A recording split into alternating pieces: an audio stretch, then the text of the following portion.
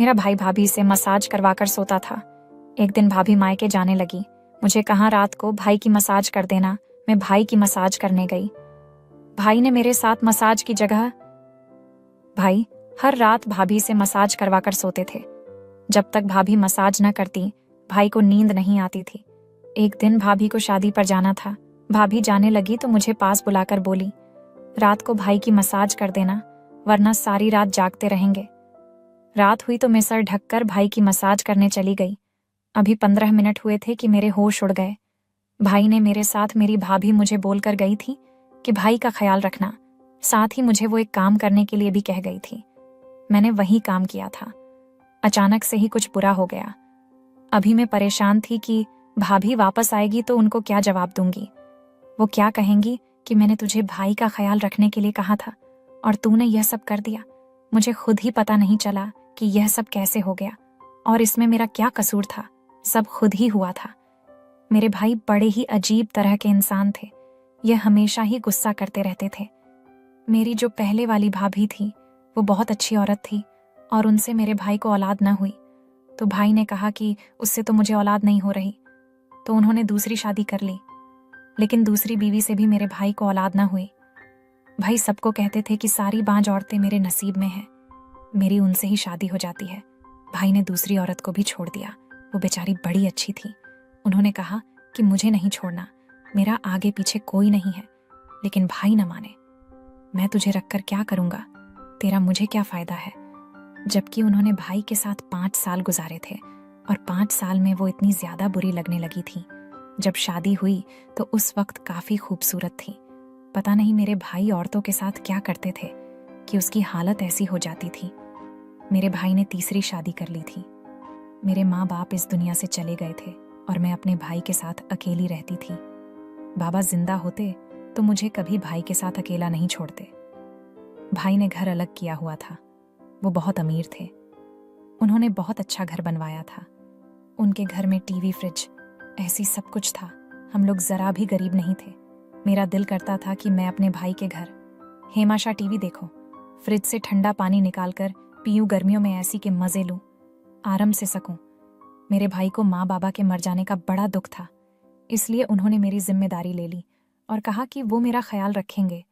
ये जो मेरी तीसरी वाली भाभी थी यह भी मासूम थी।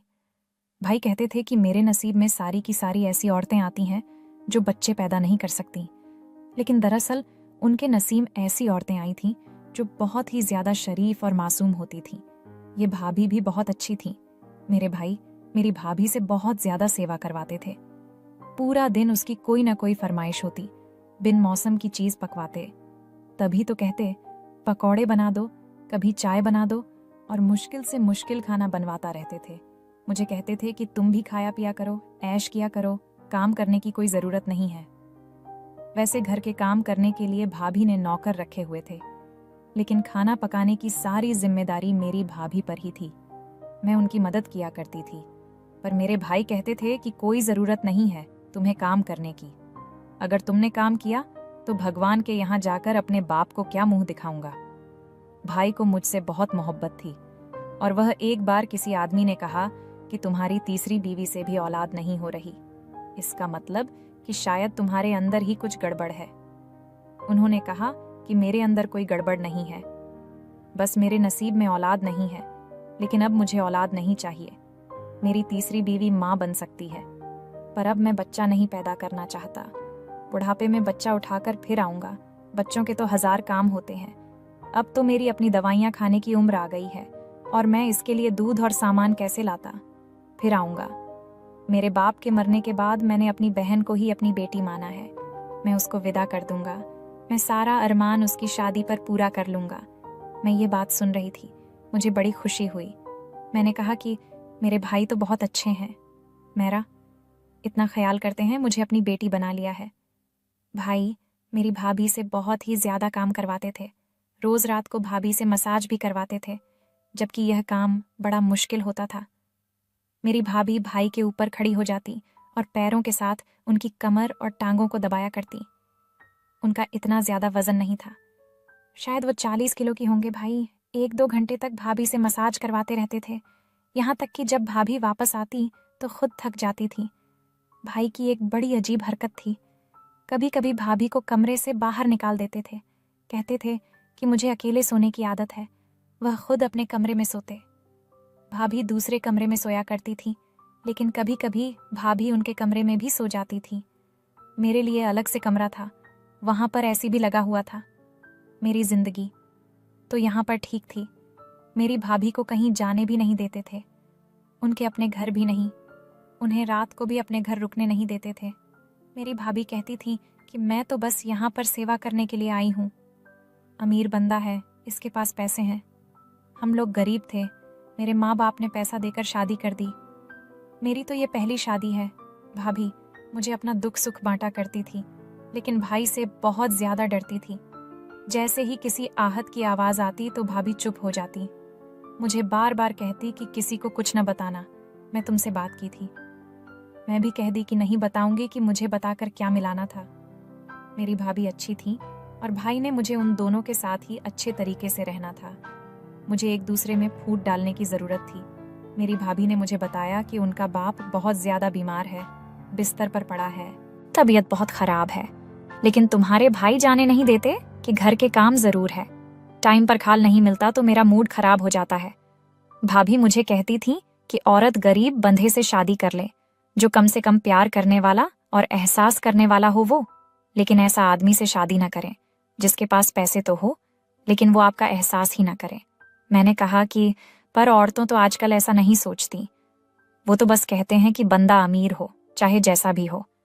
फिर भाभी ने कहा कि काश कि मुझे पहले पता होता कि ये सब कुछ होता है, तो मैं तुम्हारे भाई से कभी शादी नहीं करती।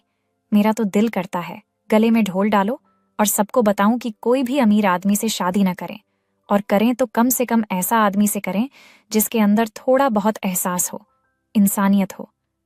मेरे भाभी बड़ी परेशान रहती थी। मैंने कहा कि मैं आपकी मदद करती हैं, मैं भाई से बात करते हूँ।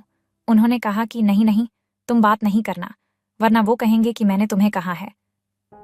लेकिन भाभी अंदर ही अंदर बड़ी परेशान थी। एक दिन रोना शुरू हो गई। भाई ने कहा कि क्या बात है, क्यों? घर में मनहूसियत फैलाई हुई है। मुझे बिल्कुल अच्छा नहीं लगता कि औरतों घर में बैठकर रोते रहे। जिस घर में औरतें इस तरह बैठकर होती हैं, इस घर में पैसे रूठ जाते हैं। तुम क्या चाहते हो कि मेरी कमाई खराब हो जाए? मेरे पास पैसे नहीं होंगे तो सबसे पहले तुम मुझे छोड़कर जाओगी। मेरी भाभी ने कहा कि मैं अपने बाप से मिलना चाहती हूँ। पता नहीं कब फोन आ जाए और पता चले कि बाबा इस दुनिया में नहीं रहे, आखिरी बार उनसे मिल भी ना पाऊं। अगर ऐसा हुआ तो मैं जिंदगी भर आपको कभी माफ नहीं करूंगी। मेरे भाई को रहम आ गया और उन्होंने कहा ठीक है चली जाओ, लेकिन सिर्फ एक रात के लिए शाम को जाओगे और अगली सुबह वापस आ जाओगी। भाभी तो इस पर ही खुश हो गई। उन्होंने कहा कि ठीक है। मेरे भाई ने थोड़े पैसे दिए और कहा कि उनके लिए कोई चीज भी ले जाना और मेरी तरफ से भी पूछ लेना। भाभी ने कहा कि अगर आप भी साथ चलते तो मेरे भाई ने कहा कि मेरी तीसरी शादी है, पहली नहीं। मैं ससुराल का मुंह देखो, मुझे कोई जरूरत नहीं है। तुम अच्छी औरत हो, मेरा ख्याल तो करती हो, लेकिन तुम्हारे बहुत नखरे हैं। अगर ज्यादा नखरे करने हैं तो वहीं पर बैठ जाना, मैं तुम्हें तलाक के पेपर भेज दूंगा। मेरी भाभी तो डर गई। मैं भाई का रवैया देख रही थी, कितना गलत रवैया था। भाभी ने उनके साथ हमेशा अच्छा किया, लेकिन भाई ने आज उनको ऐसी बात कह दी थी। ऐसा नहीं करना चाहिए था, उनका कसूर क्या था? वो कहने लगी कि दिल तो नहीं कर रहा कि जाओ, लेकिन एक तरफ बाप है और एक तरफ मेरा घर है, और बाप इस दुनिया से जाने वाले हैं। अगर बाबा से ना मिले तो जख्म बनकर मेरा दिल में बात बैठ जाएगी, मुझे अंदर ही अंदर खा जाएगी। लेकिन अगर वहां से आने में देर हो गई तो तुम्हारा भाई मुझे तलाक दे देगा। पीछे से सब कुछ संभाल लेना, इसे मौका ना देना कि इसे मेरी याद आए। मैंने कहा फिक्र नहीं करो, मैं उनको टाइम पर सारी चीज दे दूंगी तो वह यह नहीं कहेंगे। मैं सारी चीज बहुत अच्छी बनाऊंगी जो उनको बहुत पसंद आएगी। भाभी ने मेरे सर पर हाथ रखा और कहा कि तुम बहुत अच्छी लड़की हो, मैं भी तुम्हें अपनी बेटी समझती हूँ और हमेशा समझूंगी। तुम मेरे सुख दुख समझती हो। भाभी वहां से चली गई और मैं सुबह सुबह उठ गई। मैंने भाई को नाश्ता बना कर दिया। इसके बाद खाना शाम को चाय के साथ भी काफी सारी चीज बनाई, लेकिन वो बिल्कुल भी खुश न हुए। उन्होंने कुछ नोट भी नहीं किया, यह भी नहीं कहा कि बहुत अच्छा बनाया है। वैसे तो वो मुझसे इतना प्यार करते थे, लेकिन इस मामले में उनकी जुबान से एक अल्फाज भी नहीं निकला, क्योंकि शायद उनको औरत की तारीफ करने की आदत नहीं थी। नहीं तो मेरी भाभी भी बहुत अच्छा खाना बनाती थी, लेकिन उन्होंने कभी तारीफ के 2 बोल नहीं बोले थे, बल्कि हमेशा कहते थे कि उससे भी अच्छा बन जाता, अगर थोड़ी मेहनत कर लेती तो। रात हुई तो भाई ने मुझे आवाज दी। मेरी भाभी ने मुझे कहा था कि मसाज के बगैर तुम्हारे भाई को नींद नहीं आती, आज यह काम तुम कर लेना। मैंने कहा कि ठीक है, मैं कर दूंगी। उन्होंने मुझे आवाज दी थी, मैं भी कमरे में चली गई। उन्होंने कहा कि मैं मालिश करवाता हूं तो मुझे नींद आती है, तुम्हारी भाभी चली गई है। नहीं तो ये काम तो उसका था। मैंने कहा कि कोई बात नहीं, वो तो सुबह आएंगी, मैं कर देती हूँ। उन्होंने कहा कि ठीक है। मैं भाई की मसाज करने लगी। मुझे भाई ने कहा था कि वह 2-2 घंटे तक मसाज करवाते हैं, इसलिए मुझे पता था कि मेरी जल्दी छुट्टी नहीं होने वाली। बस मैं भाई का मसाज करने लगी, लेकिन अभी 20 मिनट गुजरे थे कि भाई की आवाज नहीं आई, जबकि वह पहले किसी चैनल पर खबर सुन रहे थे, साथ साथ मुझसे बात भी कर रहे थे। मुझे लगा कि सो गए हैं। मैंने सोचा कि अगर सो गए हैं तो मैं भी वापस अपने कमरे में चली जाती हूँ। मैं कमरे में चली गई। मेरी छुट्टी हो गई। 20 मिनट में ही मेरी जान छूट गई। लगता है मैं बहुत अच्छे से मसाज की हूँ, तभी उनको नींद आ गई, शायद थके हुए थे। मैं कमरे में आई तो भाभी के घर से कॉल आई। पता चला कि भाभी के बाबा का देहांत हो चुका है। भाभी ने बोला, तुम अपने भाई को लेकर जल्द ही वहां पर पहुंच जाओ। मैं भाई के कमरे में उनको जगाने के लिए गई। जाहिर थी इतनी बड़ी बात थी, भाभी की बाबा की मौत हो चुकी थी, लेकिन जब मैं भाई को जगाने की कोशिश की तो वो उठ ही नहीं रहे थे। मैंने उनको आवाज दी, फिर उनके कंधे पर हाथ लगाया।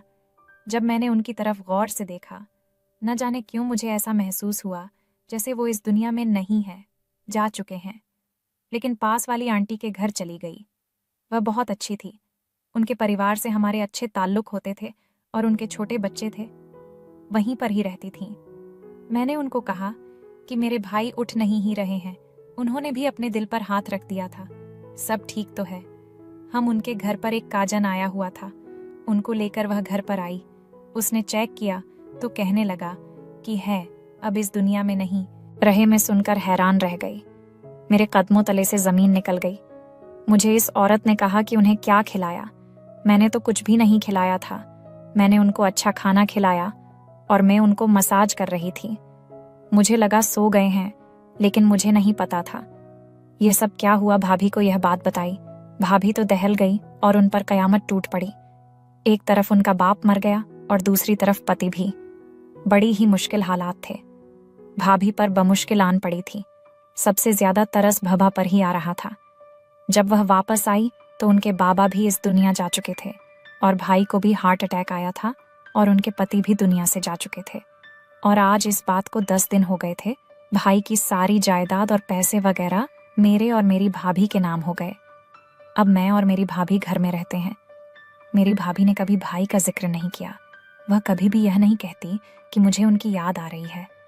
याद कैसे आएगी? उन्होंने उनको बहुत तंग किया था। मेरी भाभी की एक बहन थी जो अकेली हो गई थी। वह भी हमारे साथ रहती थी। उसकी और मेरी उम्र बराबर है। मुझे एक अच्छी सहेली मिल गई थी। उसके साथ वक्त अच्छा गुजर जाता था। हम दोनों ने पढ़ाई भी शुरू की है। भाभी कहती थी कि मैं तुम दोनों को पढ़ाऊंगी ताकि तुम लोगों की शादी अच्छे घर में हो, और तुम लोगों के माँ बाप अब नहीं है, मैं ही हूँ।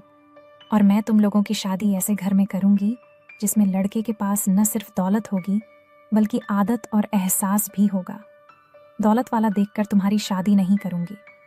ये जो लोग बेटियों की शादी सिर्फ दौलत देखकर कर देते हैं, न अपनी बेटियों के साथ बहुत बड़ा जुल्म करते हैं। मैंने तुम दोनों को अपनी बेटी माना है। मैं तुम्हारे साथ ऐसा नहीं करूंगी। अच्छी जगह तुम्हारी शादी करूंगी। भाभी बहुत अच्छी है, हमारा बहुत ख्याल रखती है। भाई के साथ यही होना था।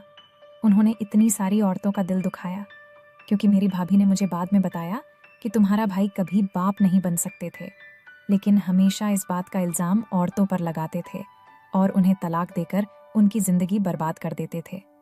वो इस दुनिया से चले गए। अभी भी उनके साथ अच्छा ही हुआ है। वह नींद में अपनी जान खो बैठे। नहीं तो ऐसे लोगों का अंजाम अच्छा नहीं होता और दुनिया तमाशा देखती है। दोस्तों, कहानी कैसी लगी कमेंट करके ज़रूर बताएं। वीडियो को लाइक, चैनल को सब्सक्राइब ज़रूर करें। साथ ही नोटिफिकेशन बेल आइकन को जरूर दबाएं ताकि सबसे पहले अपडेट आपको मिल सके।